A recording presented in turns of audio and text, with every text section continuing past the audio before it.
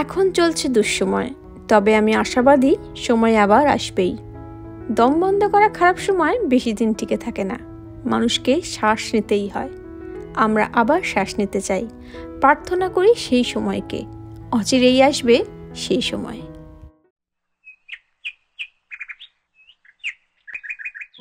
আমাদের সকলের জীবনে মাঝে মাঝে এমন পরিস্থিতি আসে, তখন মনে হয় পৃথিবীর সবচেয়ে হতভাগী যেন আমি। নমস্কার বন্ধুরা, কেমন আছো সবাই? আমি Priyanka and welcome back to our channel.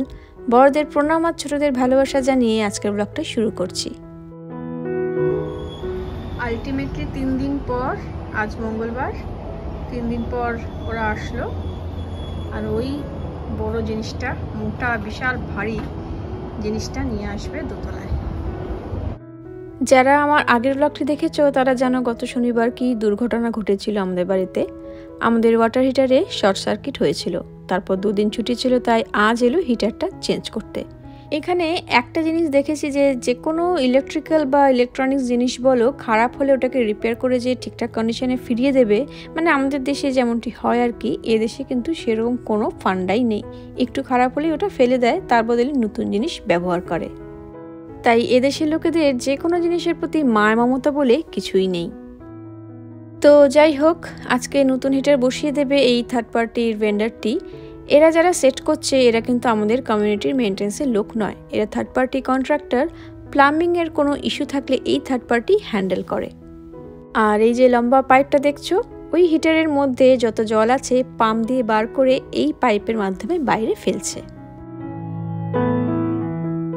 আমরা ভাবছিলাম এত বড় জিনিসটা নিয়ে লোকটা একা একা কী করে উঠবে, হয়তো 2-3 জন লোক আছে হয়তো গাড়ির ভেতরে। উমা, দেখি লোকটা একা একাই কাঁধে তুলে নিয়ে এলো। আমি ভিডিও তুলতে যাব যে কি করে তুলে আনছে, দেখি যেতে না যেতেই 5 সেকেন্ডের মধ্যে উপরেও নিয়ে এলো। এই যে আমাদের নতুন হিটার। একদিকে নতুন হিটার এসে ভালো হয়েছে, কমপক্ষে 10-15 বছর আর কোনো চিন্তা নেই, যদিও অতগুলো বছর এখানে কাটানোর কোনো প্ল্যান নেই আমাদের।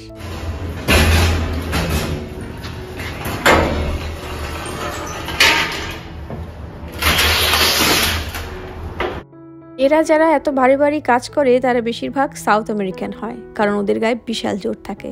যাই হোক, আগের হিটারটা জানো কত পুরনো ছিল? কমপক্ষে 20 থেকে 25 বছর পুরনো। এই ফ্ল্যাটগুলোর এই মেন সমস্যা, কোনো মেনটেনেন্স নেই। যতক্ষণ না পর্যন্ত কোনো কিছু খারাপ হচ্ছে তোমার সাথে বা কোনো বিপদ হচ্ছে, ততক্ষণ না পর্যন্ত ওরা কোনো পাত্তাই দেয় না।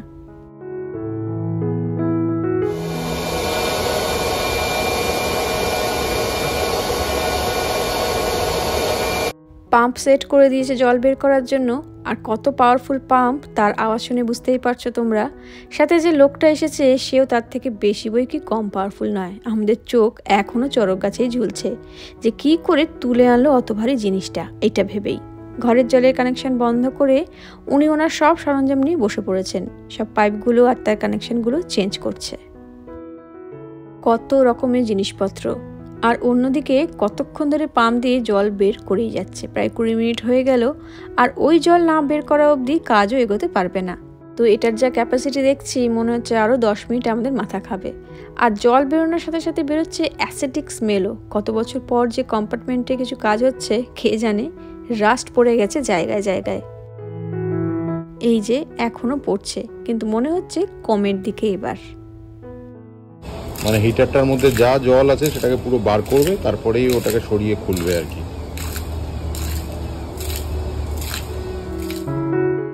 5 মিনিট পর দেখলাম পাইপ দিয়ে আরও শুরু হয়ে জল বেরোচ্ছে। উনি বললেন যে আর 5 মিনিট পর একদম বন্ধ হয়ে যাবে, তাই এবার উনি নতুন হিটারটা ঘরে নিয়ে আসছে।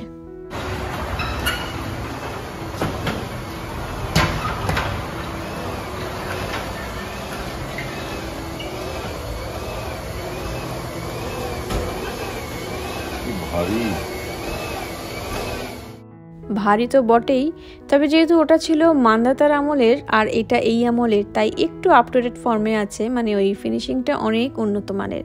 আর আগেরটার মতন ওরকম বিশাল আকার নয়। দেখতেই পাচ্ছ ওই পুরোনোটা কত বড়, ওটা নড়ানোও দুষ্কর ব্যাপার হয়ে দাঁড়াচ্ছে। ওটা বের করবে কি করে সেটাই বুঝে উঠতে পারছে না। অনেক নাড়িয়ে চড়িয়ে বার করার চেষ্টা করলো, কিন্তু শেষে এমন গায়ের জোরে টানলো, তারপর কি হলো নিজের চোখেই দেখো তোমরা।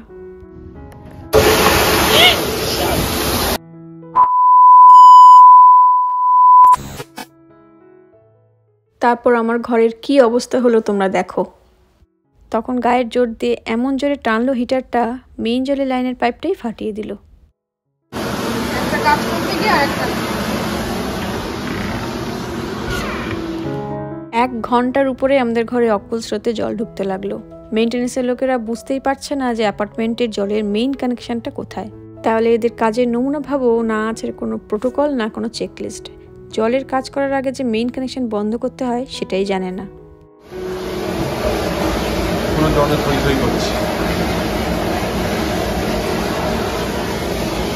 সব ঘরে জল, বাথরুমে জল, কিভাবে কি ঠিক করবে কিছু বোঝা যাচ্ছে না। সবকিছু উপর যতটুকু পারা গেছে এখনো বেরিয়ে যাচ্ছে।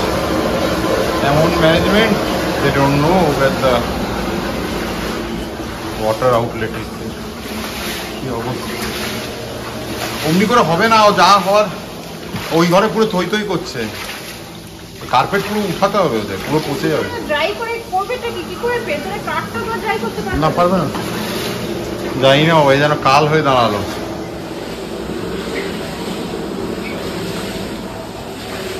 ভেসে বেড়াচ্ছে সব চারদিকে, কি করে কতদিনে ও ড্রাই করবে ওরাই জানে।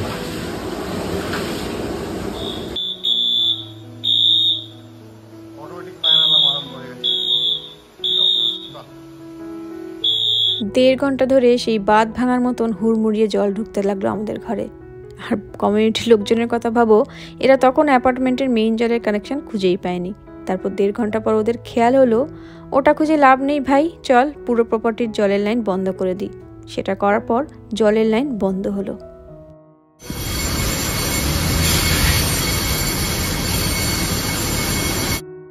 অটোমেটিক্যালি ফায়ার অ্যালার্মটা যখন বাজতে শুরু করে দিল, তার মানেই 911-এর কাছে খবর পৌঁছে গেছে যে এই অ্যাড্রেসে কিছু একটা গন্ডগোল হয়েছে। তার ঠিক 2 মিনিটের মধ্যেই এসে গেল আমাদের বাড়ির সামনে ফায়ার ট্রাক। 911-এর লোকেরা এসে জাস্ট দেখে চলে গেল যে তেমন ভয়ের কিছু নেই, কারণ জাস্ট জল ঢুকেছে, তো মেইনটেন্সের লোকেরাই টেক কেয়ার করবে। মেইনটেন্সের লোকেরা এসে সোফাটা সরাতে হেল্প করলো, কারণ আমাদের পক্ষে একেবারেই সম্ভব নয় এত ভারী ভারী জিনিস তোলা। আর কার্পেট ক্লিনিং সার্ভিসকে ওরাই ডেকে দিল, কার্পেট থেকে জল বার করছে আর ড্রাই করছে। আর ওই মুহূর্তে এমন ব্ল্যাঙ্ক হয়ে গেছিলাম আমরা, মেন পাসপোর্টের আর অন্যান্য ডকুমেন্টসের ব্যাগটা নিতেই ভুলে গেছিলাম। তখন আরেক বন্ধু ডোনা এসে মনে করিয়ে দিল, নাহলে ওটাও ভাসত জলে। ওরা কাজ করছে ঠিকই, সাথে সাথে আমাদেরও ফ্লোরের সব জিনিস উপরে উঠাতে হচ্ছে, কারণ নিচে খালি না হলে ওরা ড্রাই করতে পারবে না। আজ 3 দিন হয়ে গেল, ঘরে ঢুকতে পারছি না, এখনো ঘরের অবস্থা দেখলেই ঠিক নেই। আর তারপর মঙ্গলবার রাত আর বুধবার কোনো ভিডিও করার মতন কোনো মানসিকতা ছিল না। তাও মঙ্গলবার আমাদের বন্ধু ডলি আর অর্ণবদা খুব সাহায্য করেছে, ইমিডিয়েট আমাদেরকে ওখানে ওদের বাড়িতে থাকতে বলেছে রাতটা আমরা কাটানোর জন্য, নয়তো খুব মুশকিল হয়ে যেত। বাচ্চা দুটো নিয়ে কোথায় যেতাম অত রাতে। আমরা এখন রূপকদা আর মিঠুদিদের বাড়িতে আছি। কি বলবো, যতই বলবো সবকিছুই কমই হবে। মিঠুদি আর রূপকদাকে তো তোমরা অনেকেই চেনো, কারণ অনেক ভাগেই দেখেছো তাদের। একবার সমস্যার কথা বলতেই আমাদের চলে আসতে বলল। কেমন হলো? ওদের পরীক্ষা চলছে, তাই আরো দুশ্চিন্তা হচ্ছিল। তখন মনে হচ্ছিল, আগের ব্লগেই বলছিলাম ভগবানের অস্তিত্ব নিয়ে, যে ভগবান আছে কি না, পুরোটাই বিশ্বাসের উপর। আর আমাদের এই বিপদের সময় ভগবানের রূপ নিয়ে হাজির হলো মিঠুদি, রূপকদা, আর ওইদিকে ডলি আর অর্ণবদা। ওদের স্কুল থেকে এনে ওদের বাবা বিকেলে একবার ঘরটা দেখতে আসে, আর সকালবেলা তো দেখতে আসে একবার, তখন আমিও ওদের বাবার সাথে আসি। তাই ভাবলাম একবার তোমাদেরও দেখাই আমাদের ঘরের দুরবস্থাটা।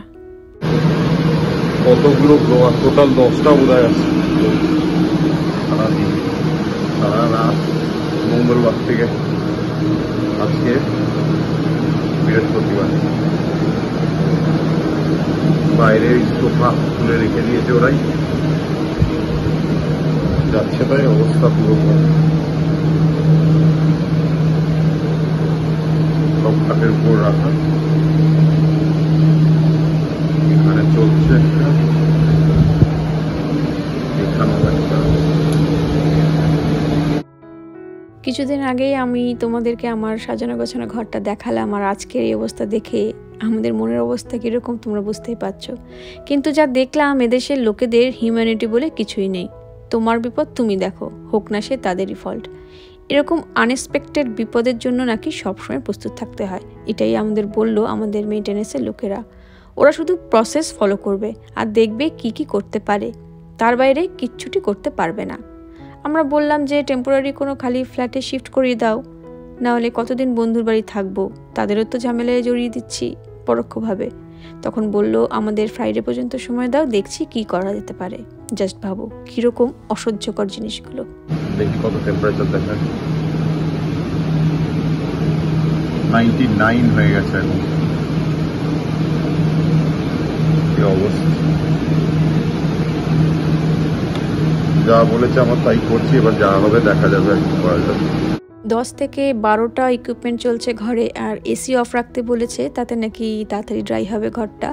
তাই এত টেম্পারেচার দেখাচ্ছে আমাদের থার্মোস্ট্যাটে। থাকা যাচ্ছে না, এত গরম, বিভৎস ঘাম দিচ্ছে, 99 হয়ে গেছে। আর কি বলবো বলো, যেরকমটি বলছে সেরকমই রাখছি ঘরকে। আর কালকে কি কথা হলো সেটা কাল কথা হওয়ার পর তোমাদেরকে জানাবো। আপাতত আজকের মতন ব্লগটা এখানেই শেষ করছি। তোমরা সবাই প্রার্থনা করো যেন তাড়াতাড়ি সব কিছু ঠিকঠাক হয়ে যায়। দেখা হবে খুব শীঘ্রই নতুন কোনো দিনে নতুন ব্লগ নিয়ে। সবাই খুব খুব ভালো থেকো, আনন্দে থেকো, সাবধানে থেকো। নমস্কার।